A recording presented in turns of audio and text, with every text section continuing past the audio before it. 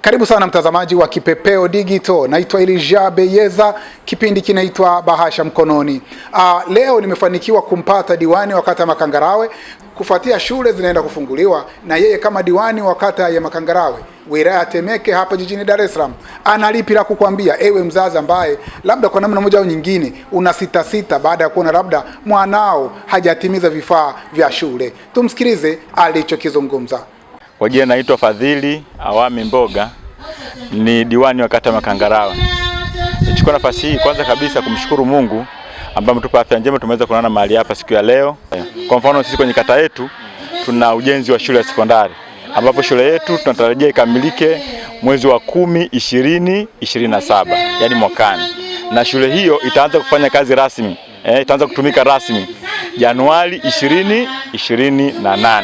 Na kwa hakika 2028 sisi kama viongozi ambao tunawakilisha wananchi, lakini mimi binafsi pia ni mdau wa elimu, tunafahamu kwamba 2028 tuna mrundikano mkubwa wa wanafunzi, kwa sababu kwa mtaala mpya 2028 tunaenda kupokea wanafunzi wa madarasa mawili, darasa la 6 na darasa la 7. 2027 wanaenda kujiunga kidato cha kwanza 2028. Kwa hiyo kwa mantiki hiyo hapa tu Dovya na jitihada kwenye shule zangu zimbiza ndani ya kata yangu kuna zaidi ya wanafunzi 500. Wote ndio ndio kaanza kidato cha kwanza. Lakini namshukuru sana Mheshimiwa Rais Dr. Samia Suluhu Hassan kwa kutoa hizo pesa nyingi, ambapo zaidi ya bilioni 3 kuhakikisha kwamba ile shule inakamilika na wanafunzi hao kwa mara ya kwanza wataenda kutumia miundombinu ile. Of course tupo kwenye hatua tu nzuri, tayari tumeshaanza ile foundation, tupo kwenye foundation sasa hivi. Kama nilivyosema ule mkataba wetu ni kwa almost kwa miaka 2, imeanza mwaka jana mwishoni, kwa hiyo of course tunaendelea. Lakini jambo la pili, nichukua nafasi pia kumshukuru mbunge wangu Mama Mariam Kisangi.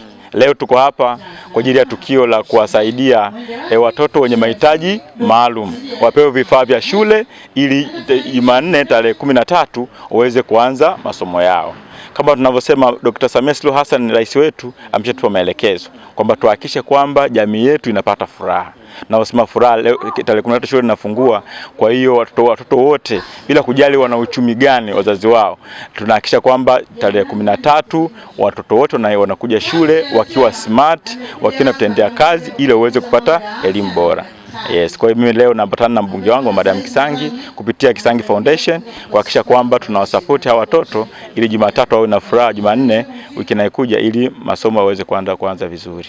Sawa. Kwa nafasi hii kama mwenyekiti wa kamati ya maendeleo wa kata hii kata Makangarawe, kuhamasisha na kuomba sana wazazi. Nasema nothing comparative to education. Hauwezi kufanisha jambo lote ile nje ya elimu.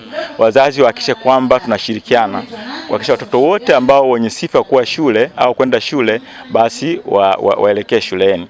Na Jumanne hiyo tarehe 13 tunategemea kuna wanafunzi wapya wanafika wataanza darasa la kwanza, chekechea, form 1. Kunichukua nafasi hii niweze kuhamasisha wazazi wote kwamba wahakikishe tarehe 13 wanafunzi wote wanaripoti mashuleni ili waendane na kalenda ya mwaka huu wa 2026 2027. Ndio. Sawa.